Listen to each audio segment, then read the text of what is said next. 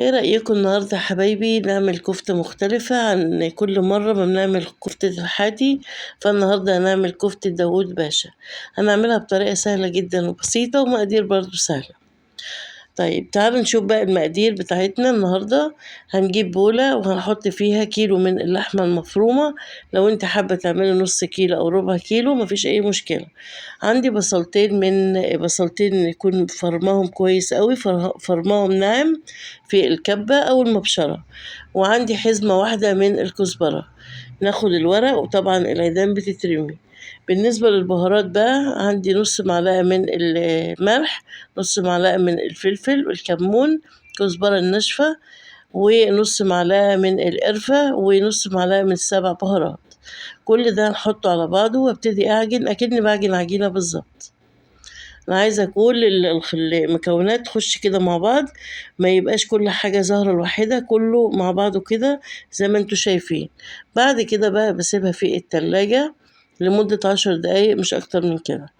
بعد كده بقى بنروح على البوتاجاز بنكمل وصفتنا، نشوف هنعمل ايه. بس قبل ما نروح على البوتاجاز بقى هنكورها. انت حابة تعمليها كور او حابة تعمليها صوابع، مفيش اي مشكلة. انا النهاردة هعملها كور بالحجم اللي انتوا شايفينه ده. وزي ما قلت لك لو انت حابة تعمليها كور اعمليها على حسب رغبة كل واحد يعني. تمام، انا هكور كله بقى وارجع لكم تاني بالشكل اللي انتوا شايفينه ده. انا كورت بس مش دي كل الكمية. هنروح بقى على البوتاجاز، هنحط طاسة على النار، ونبتدي أول ما الزيت يبتدي يسخن هبتدي أحط الكور اللي أنا كورتها، وابتدي بس أشمعها كده. يعني مش قلي كامل، بالظبط زي ما انتوا شايفين كده. يعني مش هنضغط عليها في القلي، يا دوبك بس تشمع ولونها يتغير. بعد كده بقى هنعمل التسبيكة أو الصلصة بتاعتنا اللي هنحط فيها الكفتة. هنجيب شوية من الزيت، يعني بتاع معلقة كده كبيرة، وننزل بمعلقة من الثوم المفروم، ونبتدي نقلب لغاية ما تصفر. بعد كده أحط معلقة من الصلصة، صلصة اللي هي الجاهزة المعلبة. وبعد كده هنزل بكوباية ونص من صلصة الطماطم اللي هي الطماطم العادية، وبعد كده الملح والفلفل بتاعنا العادي.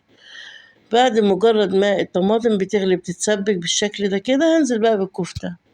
يا دوبك بس ما تسيبهاش اكتر من دقيقتين على النار. يعني يا دوبك تاخد غلوة واحدة بس وبنشيلها بالشكل اللي انتوا شايفينه ده. بس وبنقدمها، والف هنا وشفا، والفيديو بتاعنا كده خلص.